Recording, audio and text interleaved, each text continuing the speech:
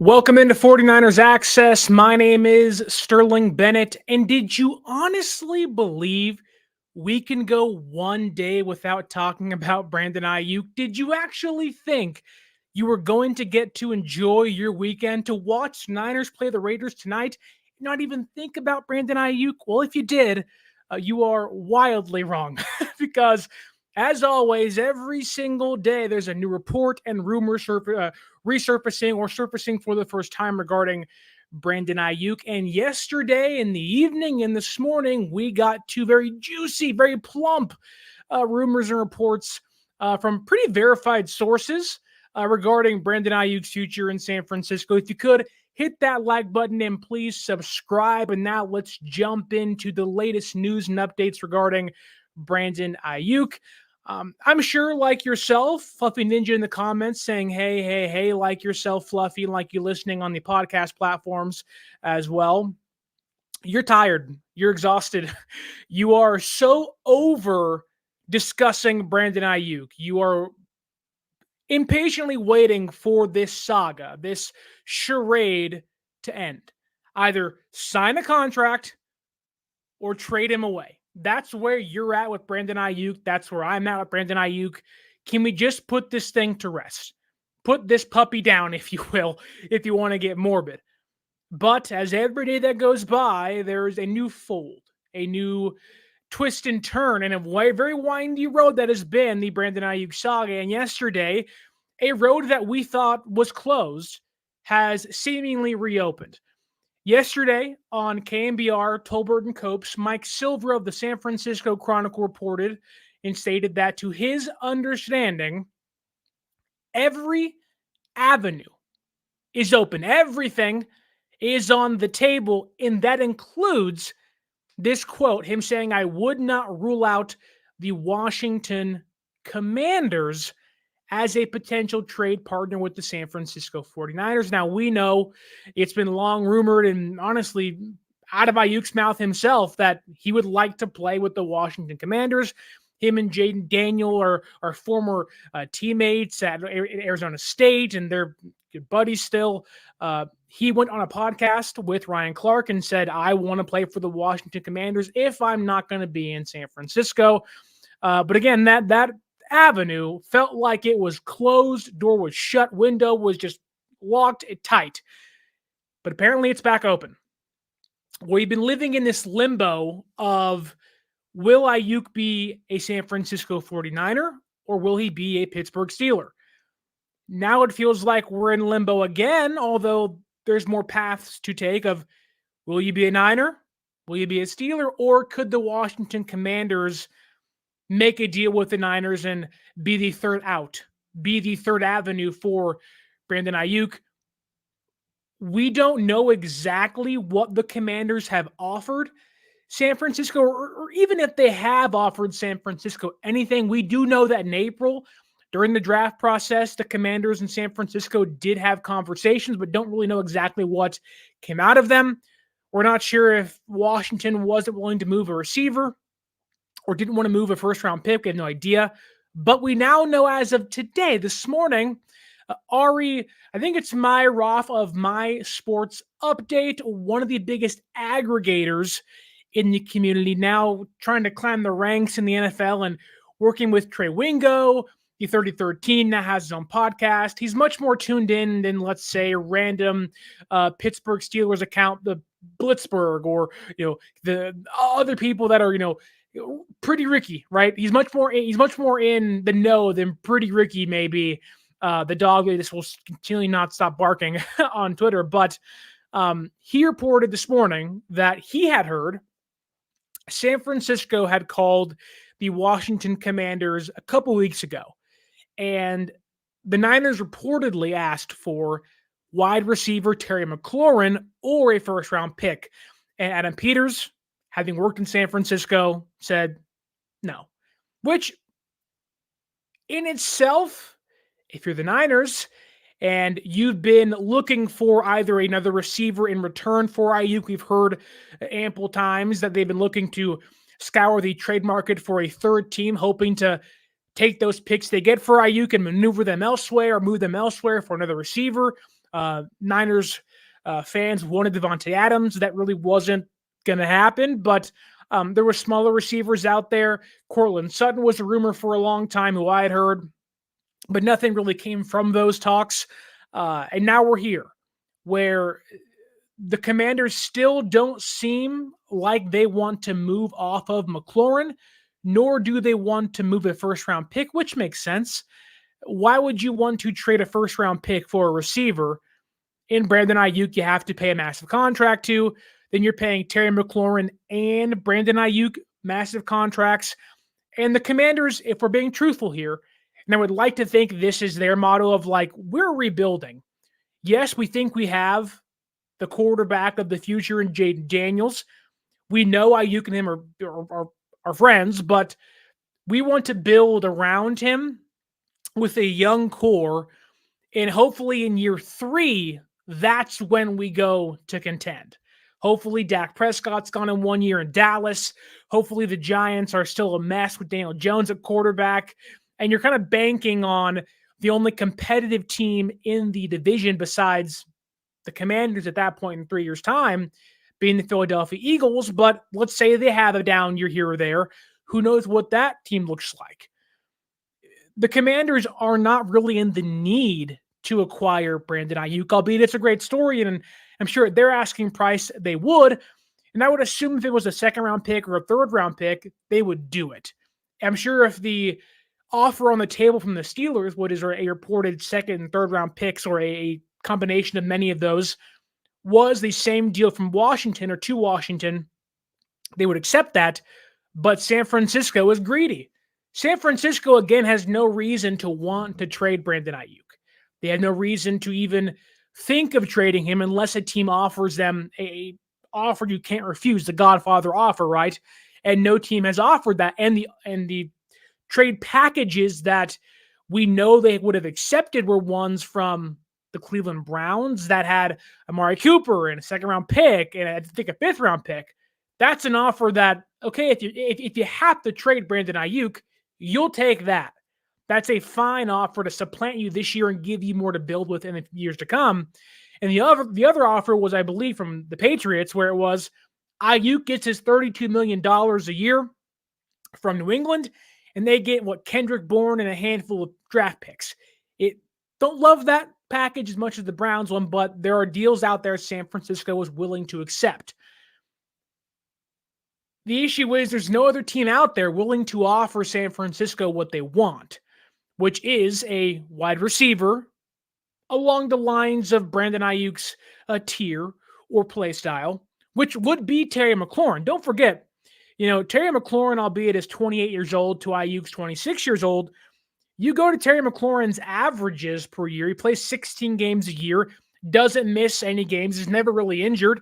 He averages about 122 targets a season, 75-ish receptions, over just 1,000 yards and 5 touchdowns. Is that not just Brandon Aiyuk? Is that not just an older version of Brandon Aiyuk? Now, we have to be honest here. Aiyuk is ascending. Aiyuk is younger. Aiyuk doesn't catch as many balls, isn't targeted as much, but that's McLaurin with bad quarterback play. That's Carson Wentz, Taylor Heineke at the quarterback position, whereas Aiyuk's had Brock Purdy and Jimmy G, and for a very, very, very short time, Trey Lance. Aiyuk is a better receiver. He's younger. There's a reason why San Francisco is reluctant to trade him.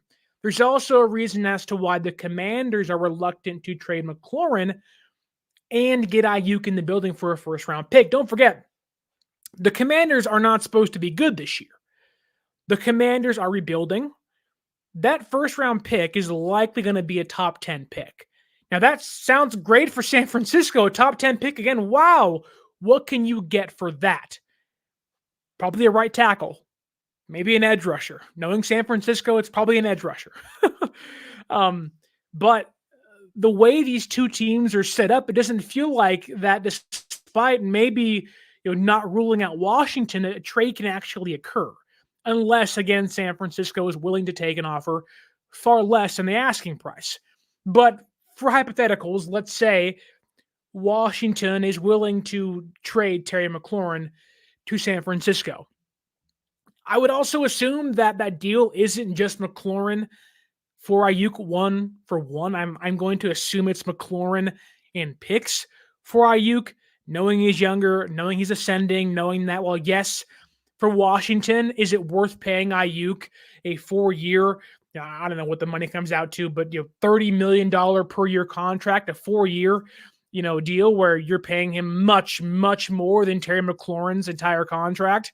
But McLaurin does have 2 years left on his current deal. It's this year and next year, which would give San Francisco a little more maneuverability than the Amari Cooper deal, but with the picks involved, it probably wouldn't equal out to that Browns offer that Matt Mielke reported that a couple weeks ago.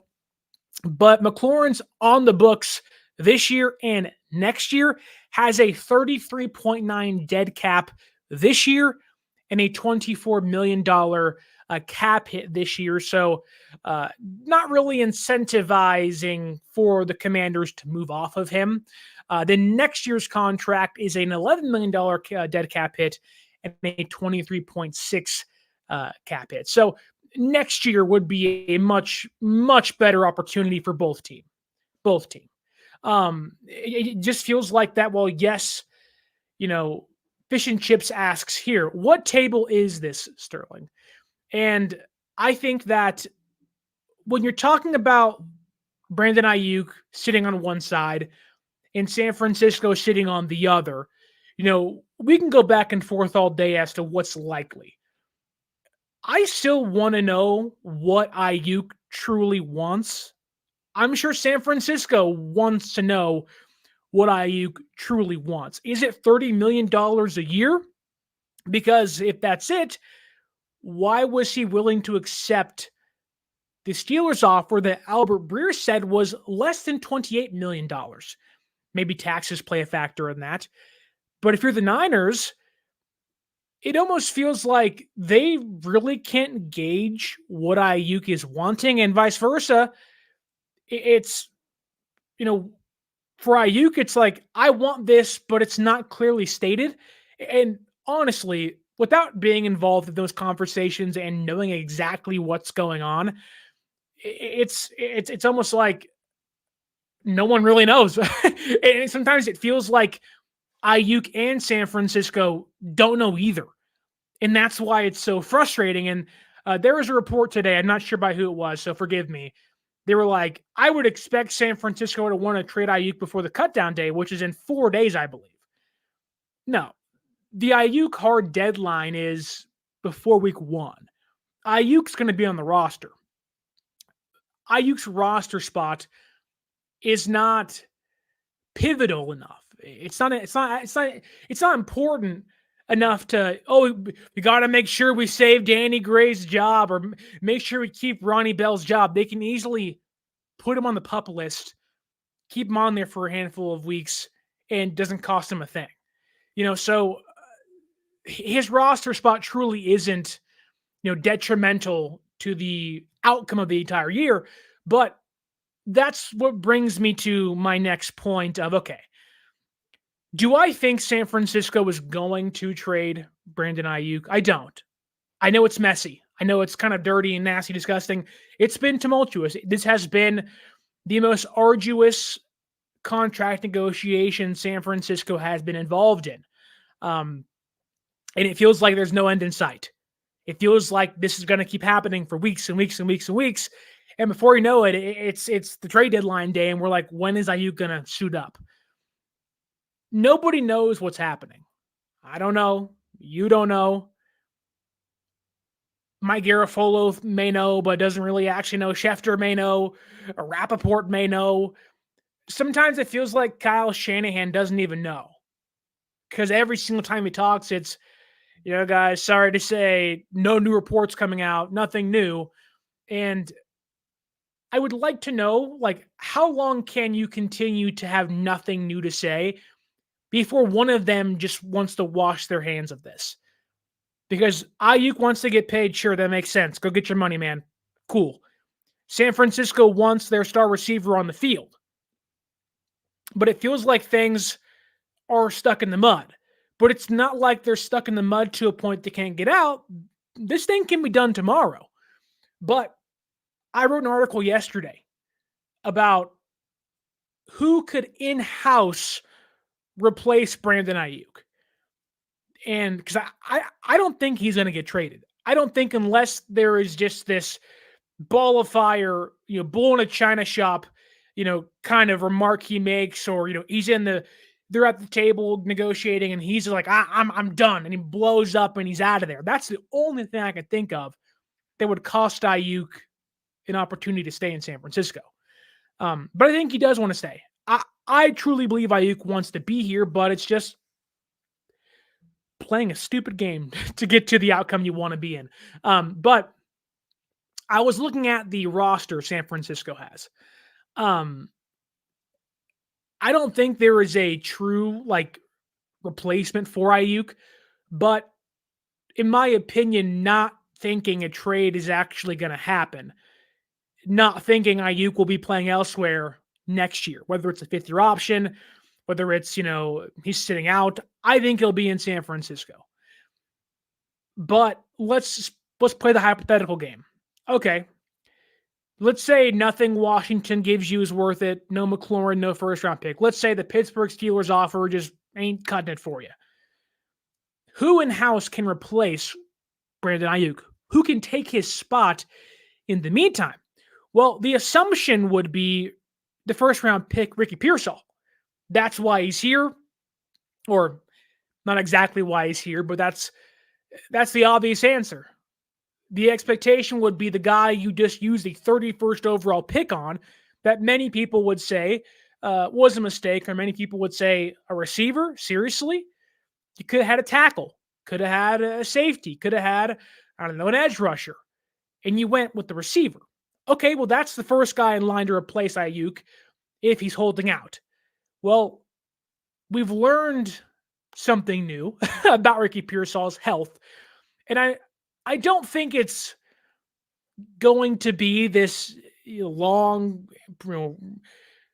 story of an injury-riddled career and he's a bust and all that stuff, but it does leave room to have those thoughts because Pearsall is a 6'3" wide receiver under 200 pounds, I believe. And if he is 200 pounds, he's just hitting 200.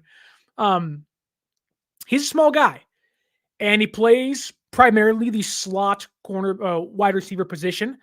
Is going to be utilized over the middle of the field the majority of his career, no matter where he plays. That's his skill set. Albeit he can play outside too, but he's going to be a slot receiver primarily.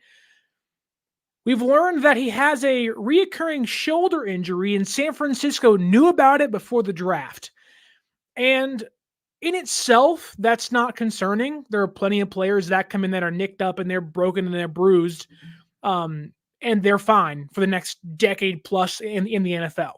Their career is not even injury. There's no talks of injuries during their career. But does that not worry somebody? Does that not make somebody, and I can guarantee you who it's going to make worried, it's the folks that were already against the pick in the first place say, see, he's injured. And to that I say, stop. But also, I kind of get your point. I don't think San Francisco drafted Pearsall with the anticipation they weren't going to bring back Brandon Aiyuk. I think the foresight, which may have been wrong, was that they're going to have Deebo, Aiyuk, and Pearsall for at least 1 year. And now Aiyuk hasn't re-signed yet, which he may not. Who knows? But now Pearsall is injured, and it's not just that he got hurt on the field. It's not just that he got hurt during training camp or tweaked something. He had the injury in college. San Francisco knew about it, still drafted him 31st overall, which I was cool with and I'm still fine with as of today.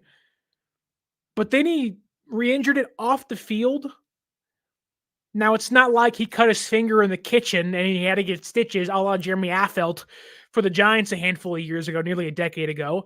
It isn't that crazy, but, you hurt your shoulder off the field. Okay, that's weird. What were you doing? Were you working out? Were you doing some light stretching? Were you doing some bedroom activities? What happened, Ricky? But it's not like his shoulder is catastrophic.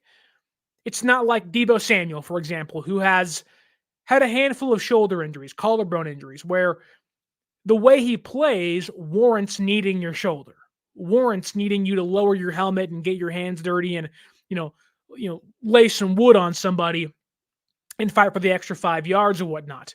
Um, it just feels like that it's another added on. Seriously? Really? Like, could the offseason get any worse for San Francisco? And it's funny because the offseason felt like it was in a good spot.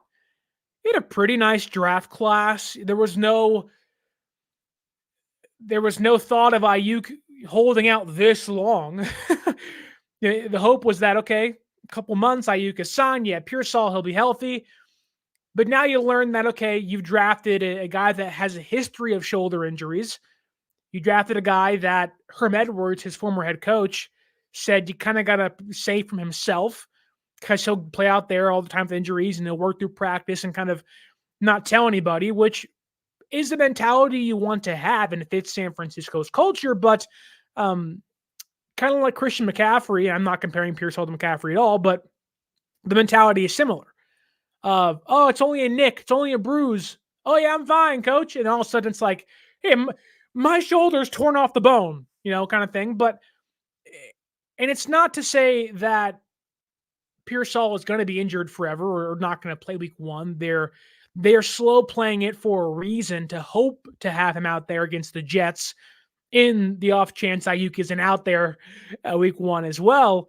If they want to have Ricky Pearsall ready to go, that would be the starting opposite receiver of Deebo Samuel and Javon Jennings. But even that's up in the air. Even that's concerning. So who else is out there? Bobo asks here in the comments, since we're playing the Raiders tonight, do you think they'll talk to the Raiders for Aiyuk and trade for Davante Adams? No, I don't. I don't think. Well, Davante has his own issues. While Davante is a top 5 receiver, and you watched receiver, I'm sure you did. Showed his frustrations last year, and I'm sure has been outspoken against the head coach this year, and not really seeing eye to eye with the organization.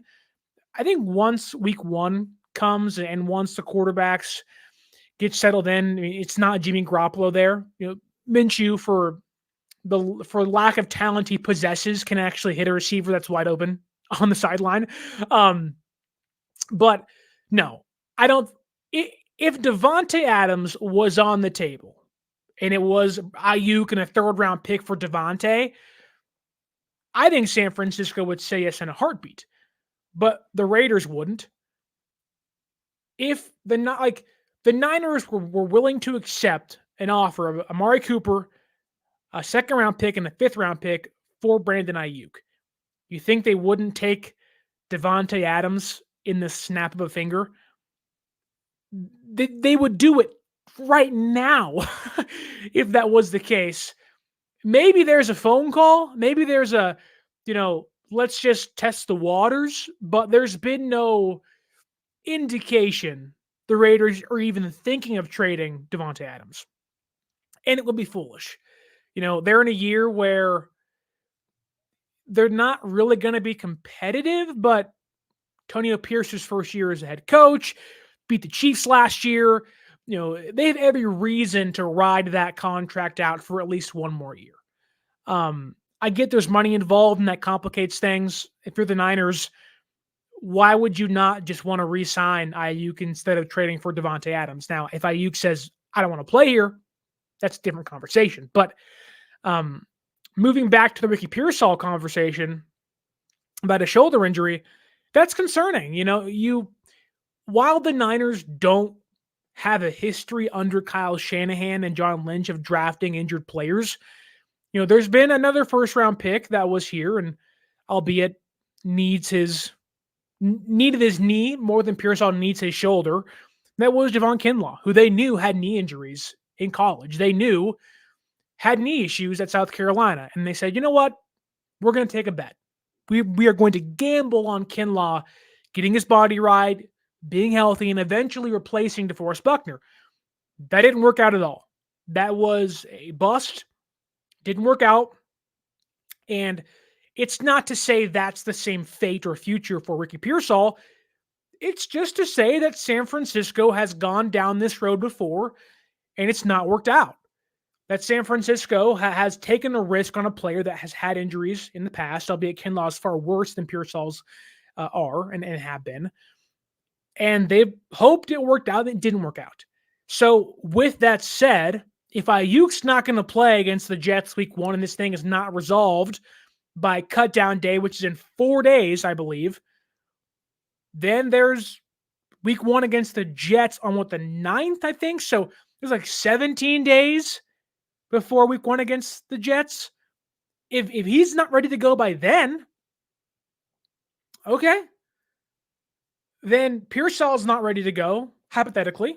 They're playing it slow. He's not going to play tonight against the Raiders, which for fans and the team, it sucks. You want to have Pearsall out there. Having him not play in live action games, it's not great. But again, no one is condemning Pearsall because of an injury. It can mean absolutely nothing. It can mean he was doing Pilates. He was picking up a couch to move into his new apartment and he tweaked his shoulder. It happens. You go ask your dad, go ask your mom when she's doing dishes or dad's out there doing yard work. They're going to come inside and say, oh, my back. My back hurts so much. Because you tweak things when you're not stretched out, ready to go. But let's entertain the conversation of Pearsall's not active, Aiyuk is inactive. Okay. Who is replacing? Who's starting in place of Brandon Aiyuk come week number 1 against the Jets? Is it Jawan Jennings, who I would assume Kyle Shanahan does not want to move out of the starting slot receiver role? Is it Jacob Cowing, who is a 5'9" slot receiver that, although explosive, it can give you something else that, let's say, a Danny Gray hasn't or a Trent Taylor certainly couldn't? Is that an option? I don't think so. Is it a Chris Conley, who, by all intents and purposes, is going to be that 6th receiver in the room, the vet option, special teamer, and then the starter in place of emergency? And in this case, it'd be an emergency. I think Conley would start. Week 1, Kyle Shanahan mentioned Chris Conley. To be completely honest with you, I would not even be shocked that, let's say Aiyuk isn't re-signed, but Pearsall's healthy. I wouldn't be shocked if Conley starts anyways. He's been there the entirety of training camp, already knows the system, played in it last year. Shanahan trusts him. He's a vet. He's been probably the most proven vet option on the bench that they have. I think Conley would start against the Jets even if Pearsall is healthy. That's how much I think Shanahan trusts Chris Conley. And I think that's how detrimental Pearsall's injury has been, because if Pearsall was healthy tonight, I think it's a different story. But he didn't practice all week. We have no idea when his return to practice is hoped for or scheduled to be, but here we are. Okay, so let's say it's Deebo, Javon, and Chris Conley. Are you cool with that? I don't love that. Rather it be Aiyuk, but okay, that's certainly an option. Would Kyle Shanahan feel led to make a decision that he did last year? Go back to 2023, last season. I believe it was week 3 against the Los Angeles Rams. Brandon Aiyuk got injured in that game. Aiyuk got hurt early in the first quarter, I believe, of that game, and didn't play the rest of the game. Ronnie Bell was the person Kyle Shanahan called on to replace Brandon Aiyuk. Now, Bell didn't do anything of note in that Rams game as a substitution. They much more ran to a 2 wide receiver set.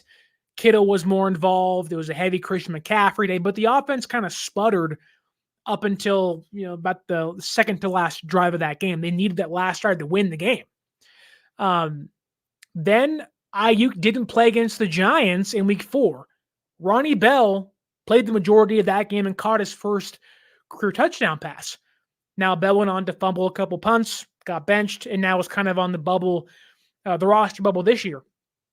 So he could easily go the Conley way. The preference would be in order. Aiyuk's out there, then it's Pearsall who's healthy, then it's Chris Conley. That's kind of the order you want to be in. But I do wonder if maybe in the back of Kyle Shanahan's mind, he would be willing to give Ronnie Bell an opportunity, because you're not going to put Cowie out there. You are not putting Trent Taylor out there. Danny Gray's probably going to get cut. Tay Martin ain't that guy. You're not keeping John Trey Kirkland. And of course, Deebo and Juwan are already starting. So, and I don't think Shanahan wants to give up the mismatch of Juwan playing slot, which is why it kind of ramps up this decision of what are you doing with Kyle Shanahan? Kyle Chipto says, what about Robbie Chosen Anderson? It's chosen time. Robbie Chosen Anderson, if he makes the roster and starts against the Jets or plays somewhat of a role against the Jets, would be one of the most infuriating decisions by Kyle Shanahan. Yes, I think he's the only receiver behind Juwan Jennings, and I think the only receiver other than Deebo and Brandon Aiyuk to have 1,000 yards in his career. He had over 900 yards twice, but that was back in 2020, and I think 2018 or 2017. So Robbie Anderson has not been the chosen one as of late, but it's certainly an option, I guess. I would think of the 10 receivers in the room, I think Robbie Chosen Anderson would be the 9th option on my list to replace Brandon Aiyuk come week 1 if he isn't re-signed.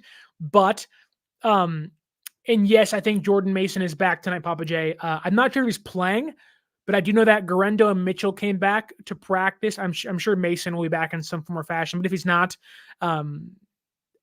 I don't think he'll play, even if he is healthy. But I don't think he's returned to practice just yet. But I'm sure after this game, he'll be fine. But I think the San Francisco 49ers, although have been at a crossroads for a long time with Aiyuk of, will they pay him? Will they not pay him? Will they trade him? Will they not trade him? Who will they trade him to? There's been offers they have been open to trading him for. Aiyuk has said no to those teams, leaving them little options to maneuver. And now with the Commanders potentially, reportedly, being back on the table and not knowing what the offer would be from them, they already turned down a Aiyuk for McLaurin swap. They turned down a first-round pick for Aiyuk swap. It feels like that it's definitely going to be, more akin to the Pittsburgh Steelers offer of second-round pick and a third-round pick and a conditional third next year, which doesn't move me, nor does it move San Francisco, I believe. I think McLaurin would move San Francisco. I think they would do that deal. In fact, San Francisco asked for McLaurin. San Francisco asked for a first-round pick, and they said no. But it does feel like, and the way Adam Schefter has been talking of, there's a hard deadline approaching. I'm sure Niner fans are like, why wasn't that hard deadline a month ago? Why wasn't that hard deadline near draft day when you could at least got something back for him, a value to help you this year? But like I said on the last show, the hard deadline is not roster cutdown day. The hard deadline may not even truly be week 1 against the Jets. If I were having a preference, if I were making the rules here, which clearly nobody is, they are flying by the seat of their pants, trying to figure this thing out. But If I were to make the rules, it would be either you're here by next week, you're here by Monday, you're here by when Trent Williams signs, which it feels like that's going to happen after this weekend. That feels like, Trent will be back. He kind of has to be fair. They need him a lot. If you don't want to watch Brock Purdy get murdered on live television because Jalen Moore can't block for anybody. But if you're not back by the time Trent Williams is back, then you're gone. I think that's what needs to happen, is that someone needs to make a decision. It's almost like, I'm sure everybody can relate to this.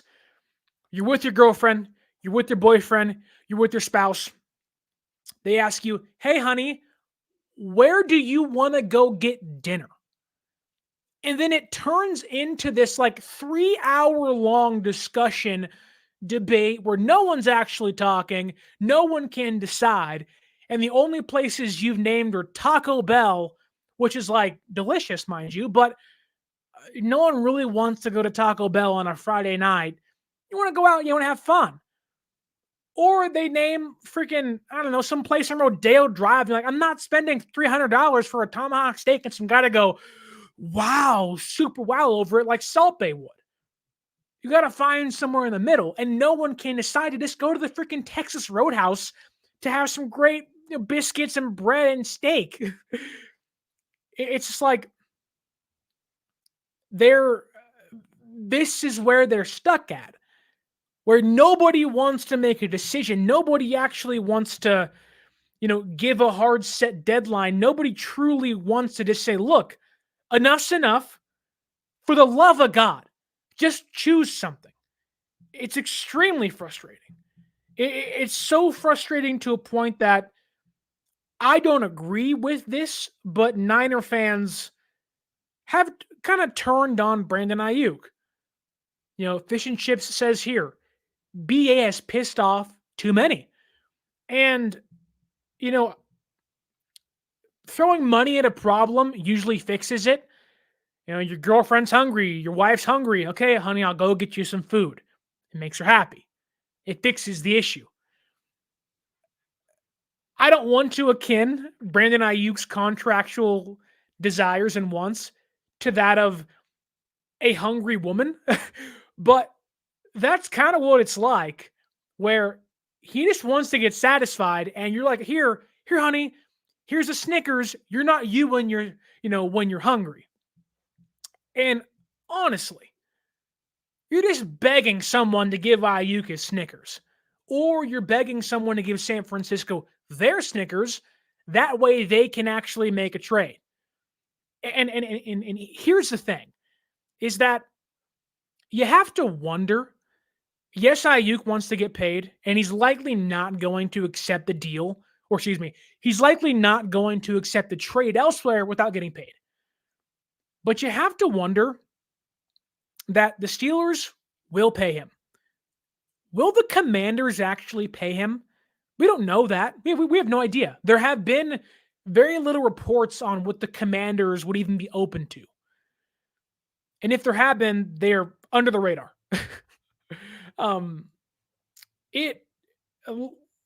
At this point, would Aiyuk accept the trade to play with the Commanders and Jayden Daniels with the GM he likes, he knows, in an offense that he'd be comfortable in and not get extended?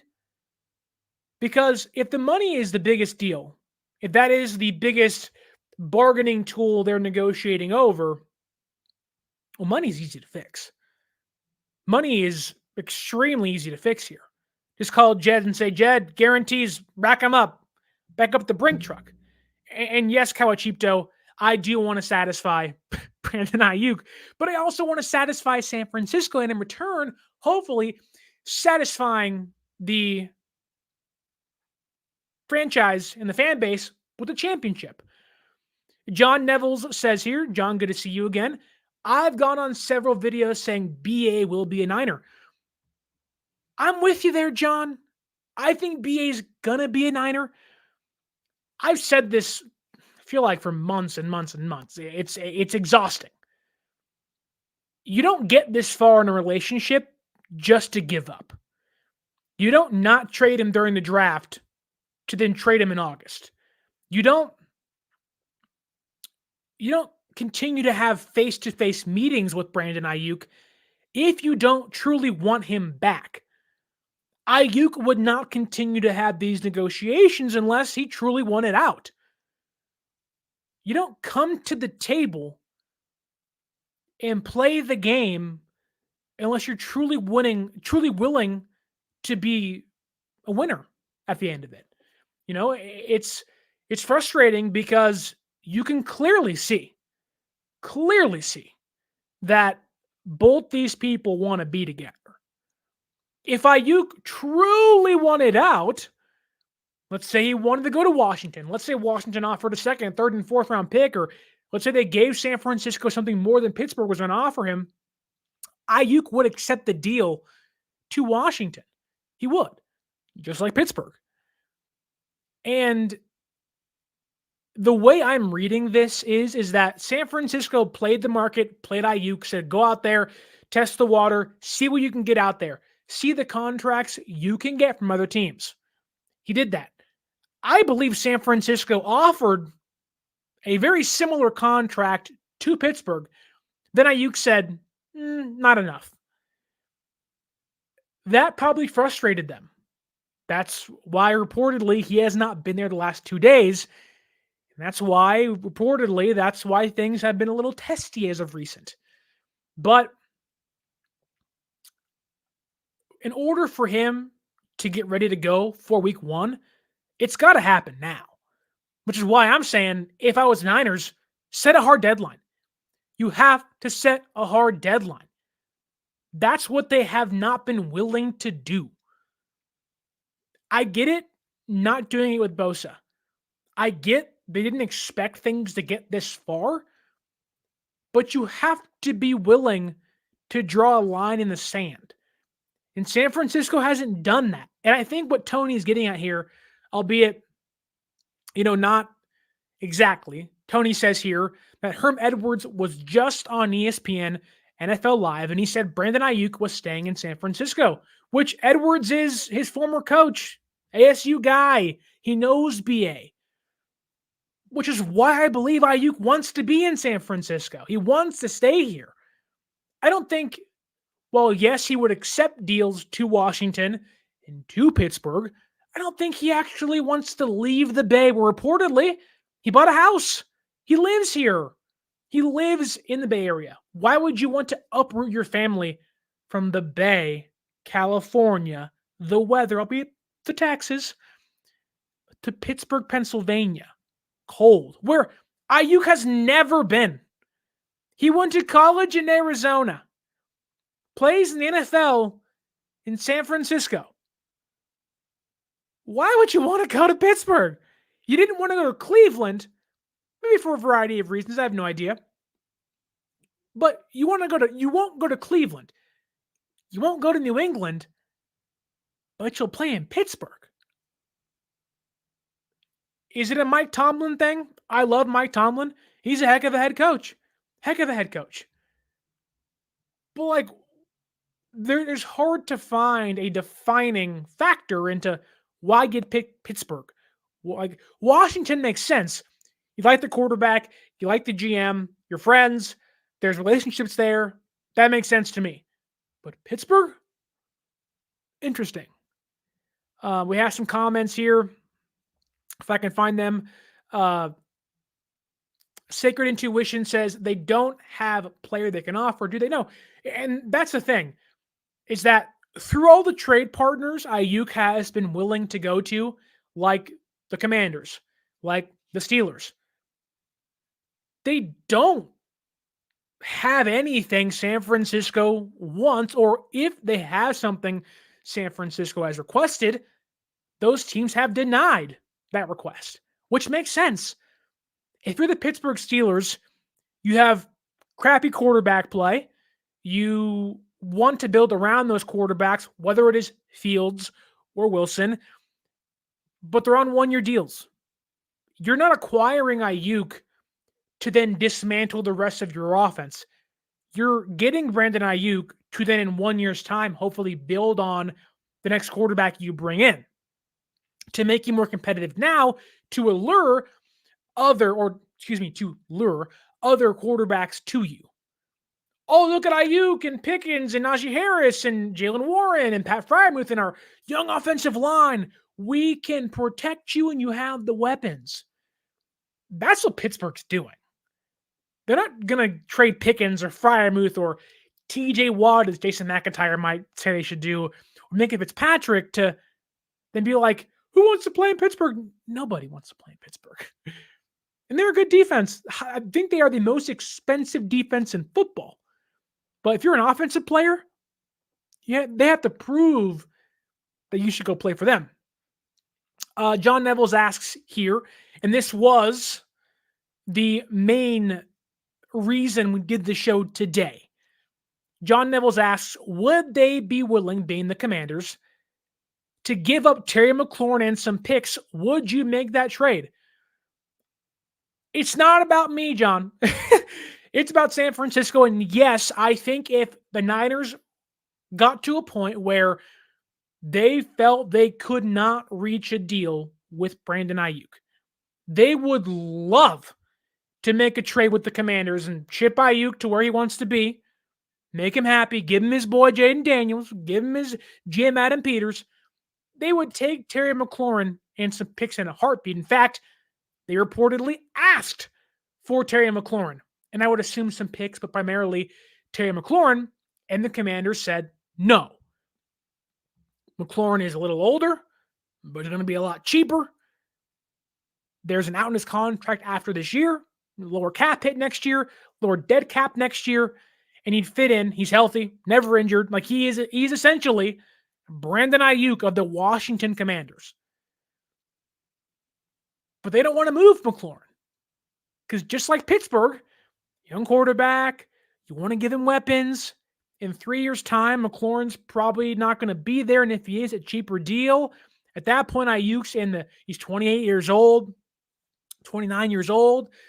Daniels is like 25 or 26 years old. He's in the prime of his career. They've taken a big step forward. That division is worse because Prescott's gone and the Giants are terrible again. They're rebuilding. And then there's the Eagles who are like, if fly Eagles fly, but also like, we may suck this year. Who knows, right? So I don't think Washington would do that deal. In fact, I know they wouldn't do that deal, but San Francisco would. Yes, JD, there's a comment here. They moved Jahan Dotson for a third to Philadelphia in their division. They supposedly offered him to us. In San Francisco said no to Jahan Dotson. They didn't want Jahan Dotson, which makes sense. San Francisco is not going to want to replace Brandon Aiyuk, of all people, the player that Brock Purdy, their star quarterback, who they're going to give massive money to, has the most chemistry with, their most healthy receiver, their best separator, a rising star, and an all-pro, for Jahan Dotson and some picks. Jahan Dotson was a backup, albeit potential's there. But kind of like how a cheap dose says here, and I agree with this, the Commanders may have fleeced Philadelphia out of a third-round pick for Jahan Dotson, at least for what he'd been doing for them. I don't think, like, you don't trade within your division if you're worried about that player coming back to bite you. Now, maybe Adam Peters says, look, when we're good, he won't even be in Philadelphia, so why does it matter? Maybe that's the case. But no. San Francisco is only willing to get a first-round pick or a star receiver and some picks back. That's why the Amari Cooper deal made sense. That's why they want McLaurin. That's why apparently they looked for, Cortland Sutton. And Denver was like, what's going on? No. So it just feels like, again, we're getting to a point where San Francisco simply needs to say, enough's enough. We're done. Tired of this. It's finished. Either re-sign or accept the trade somewhere. If you want to hold out there. Don't hold out with us. We want to resign you. We want to get this thing figured out. But ultimately, if you're going to play hardball with us, we'll trade you to Washington. We'll trade you to Pittsburgh. We'll trade you to Cleveland. We'll gladly take the Browns deal. Gladly. And it's so funny because, I'm sure Niner fans today were like, Niners play tonight. Las Vegas Raiders, Niners again. Can't wait to watch. Oh, I just can't wait. Final preseason game. Brock Purdy's going to be out there. And then we're talking about Brandon Aiyuk still. Which is why I think that what's going to transpire is after this weekend, after this game, and yes, Rick, we are going to watch the game tonight. We are going to have our stock up and stock down for week 3 of the NFL preseason. We are going to do a 53-man roster prediction next week before cutdown day. Should be fun. But I think Trent Williams, if I was going to get my crystal ball out and try to predict something, I think Trent Williams is back in the building early next week. I think Trent didn't want to play in the preseason, which makes sense. Didn't want to take part in training camp, which makes sense. I think Trent Williams is back in the building by Tuesday.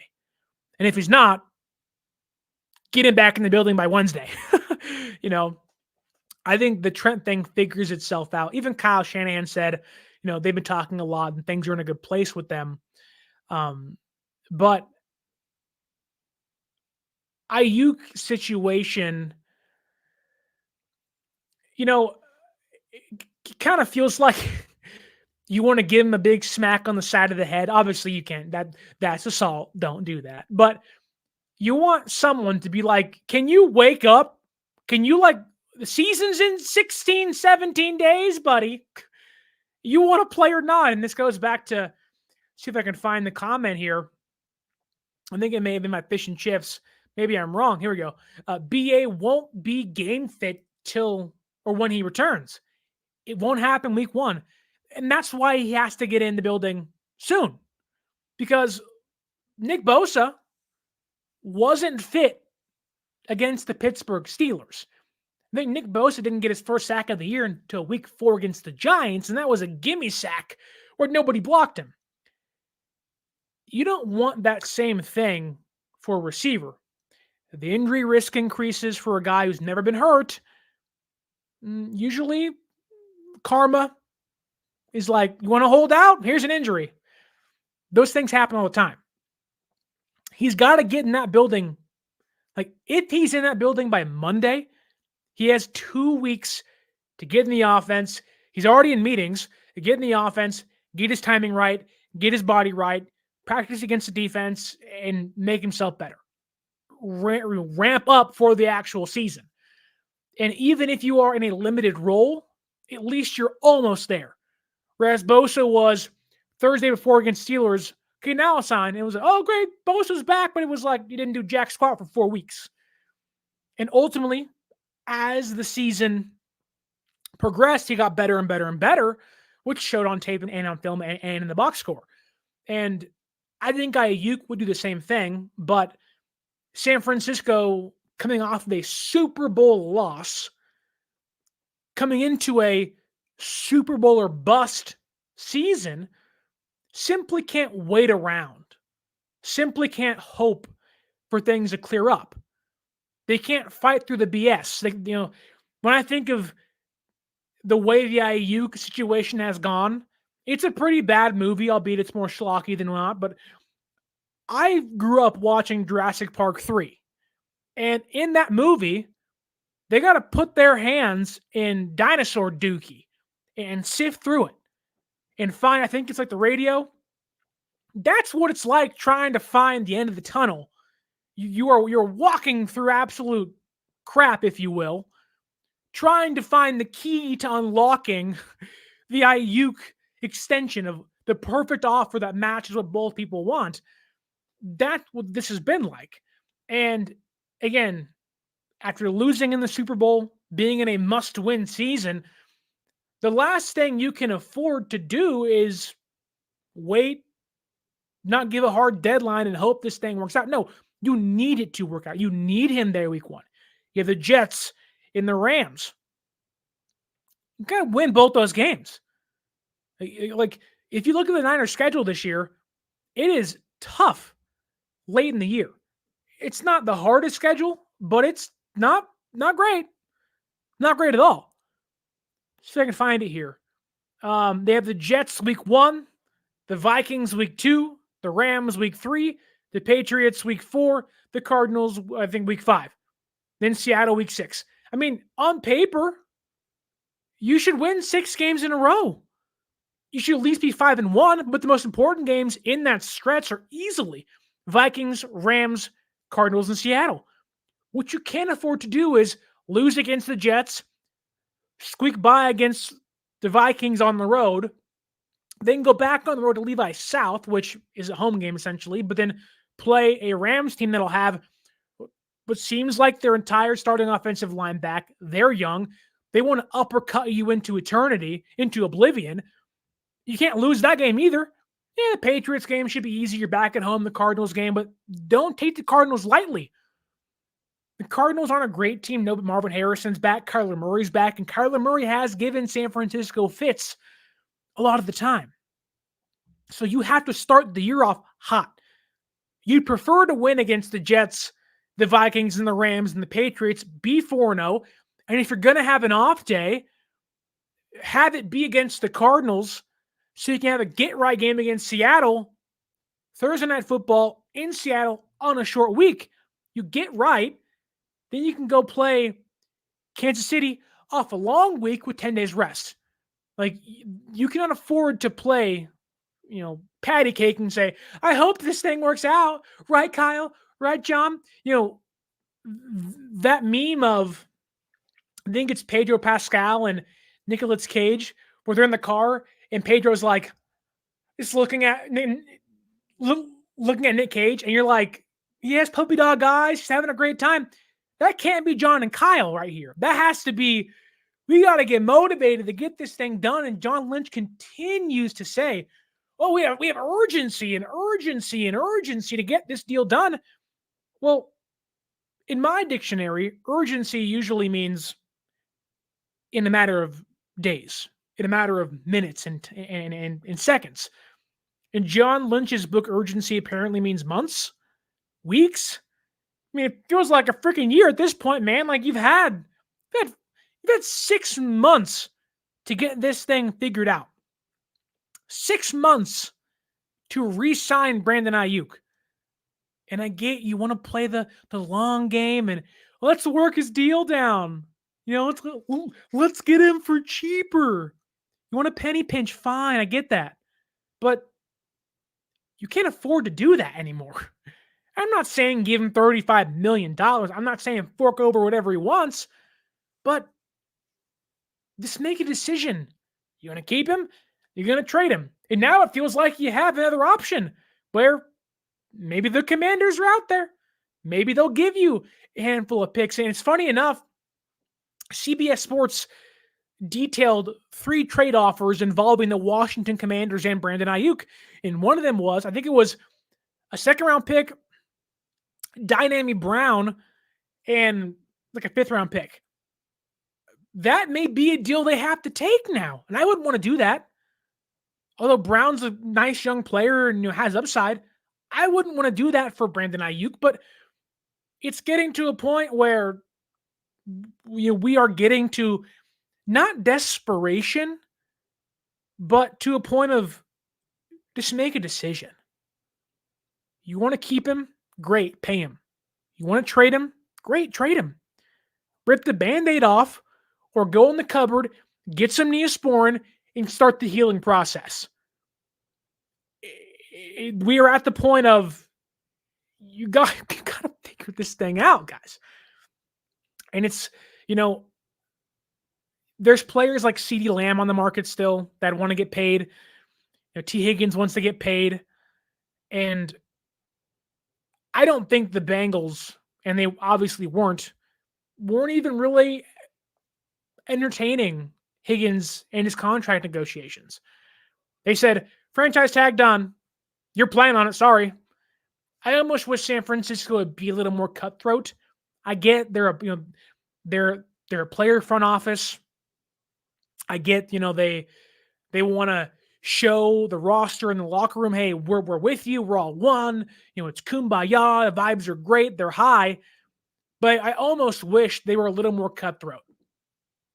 I almost wish they were a little, more serious of, let's hammer this thing out, get to the table.